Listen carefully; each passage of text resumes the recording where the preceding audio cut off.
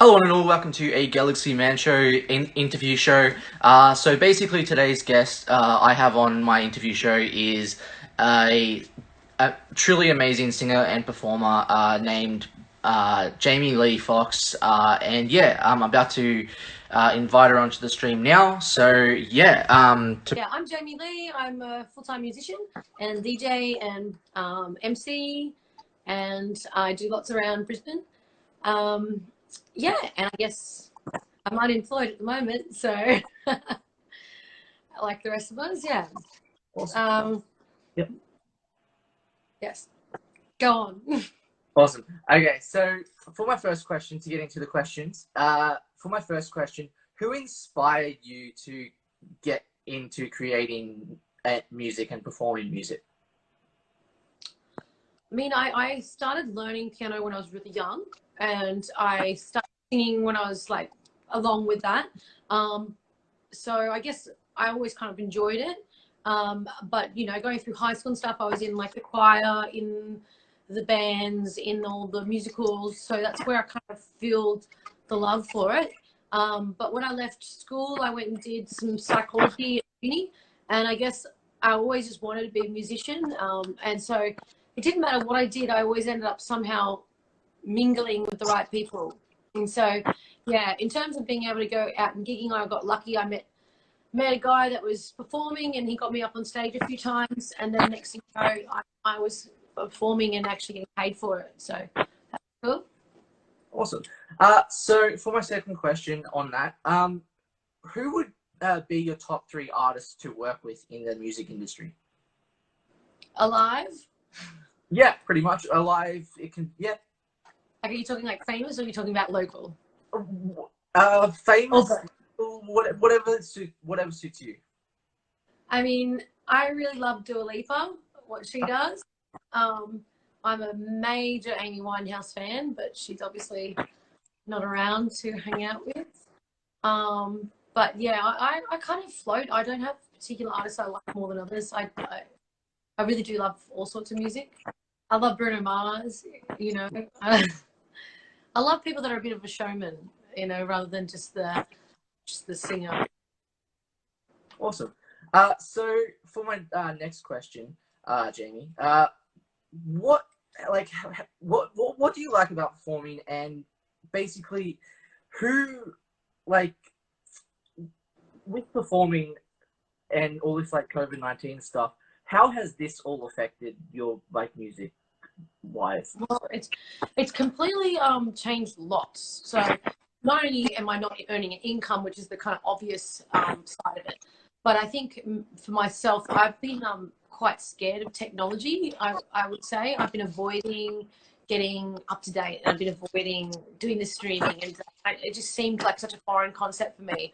And I guess it was kind of fueled because I always had gigs. I was working 5 to 6 nights a week, always performing. And so I'm so used to that and not needing to branch further, which is kind of a bit of a lazy thing, I think. So with all this going on, like I've legitimately had to learn how to use this stuff, and I'm still learning a lot. But what's amazing about it, it even changes the way you perform. So last night I did a show, and I perform in front of hundreds of people all the time and don't get nervous. Like I'm just like, okay, here, another gig. But performing on live streaming is totally different. It's one, you're in a room, like last night I was in a room where the room was silent and there was two other guys on the other side of the room because we couldn't have loud music because we're in a residential area. So I'm literally just listening to myself through ears, and not having people to feed off in front of you is very different. And then it's also too, like when I do a normal gig, you know, you might start off in the afternoon or in the early evening. So you've got a few songs to kind of like warm yourself up, get into it, you know, like play your kind of easy songs so that you just kind of feel like, oh, I'm here. And then you get into it. You kind of like, you kind of build up and down like that when you're performing live at a venue. But what I noticed with the streaming, it's like, shit, no, you need to be on from the get-go because, you know, and I find that kind of a little bit unearthing because it's like, shit, you're on, okay, oh, you know. So it's kind of, yeah, learning how to be on camera really is what COVID's done. for a lot of us musicians, we're having to change a lot. Awesome. With my next question, who would be your like top covers that you haven't performed yet? Like, what song covers haven't you performed yet, and would you want to perform? That I haven't performed. Yeah. I've got a list. I've got a massive list of them, to be honest. I just go through my Spotify playlist and go, oh, I've always wanted to play that song. Now's the time because I've got plenty of time to learn, you know?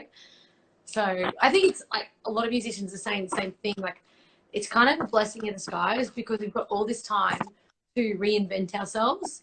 And, you know, when you are performing all the time, constantly, when you're not performing, you need to be resting, and you kind of don't feel like singing because you've just done like 30 hours through the week or whatever. And so, yeah, you tend to not progress as much as you'd like. So I think, yeah, I got heaps of songs I'm going to learn. I'm trying to get some more of that. I want to learn Blinding Lights, you know, that song by The Weeknd. Yeah, I really like that one. So I'm going to try and get that in the mix. Awesome. So for my next question, what advice would you give someone who wants to actually get into creating their own music or performing like what you do? I think it's all about networking, really. I mean, it's kind of something that's pretty hard to do at the moment. I mean, if you were a person and you're wanting to get into the gig scene in Brisbane, the best way to do that would be to go to some jam nights.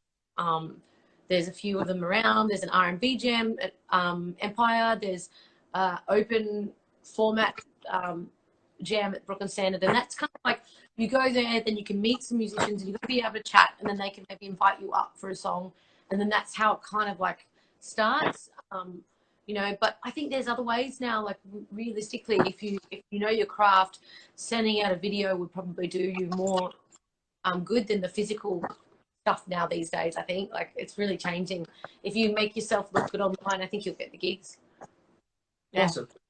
So for my last question, Jamie, where do you see yourself taking your music in the future? What do you want out of your music? Well, I'm currently going through a complete change of direction. So for the last 10 years, I've been the covers singer chick and doing everything from weddings to corporate gigs to, you know, dressing up as Mrs. Santa Claus and singing All I Want for Christmas, right? And it's been fun. But I am now completely moving into the original writing and producing music. So I've been learning how to DJ, and within that, I'm learning how to produce and remix tunes. And what I want to be able to do with that is then dub my voice and start writing my own tunes, which I've been writing a lot of music, but it is with me with my keyboard. And I'm learning how to then put those skills into, you know, programs to produce music that is like what you would hear today. And yeah, that's where I'm going. And I've got a few weeks under my belt to do it. So I'm currently at the moment doing 2-a-week lessons with a guy called Mark Maxwell, which is he's a quite well-known producer and DJ around town. And so he's doing some professional lessons with me online. And then I'm also, just continuously learning, creating, just keep going. Yeah. Awesome. Well, can I just... By the end of it, it becomes good. Yeah. Well, can I just say, Jamie, thank you so much for appearing on my show. It means a lot.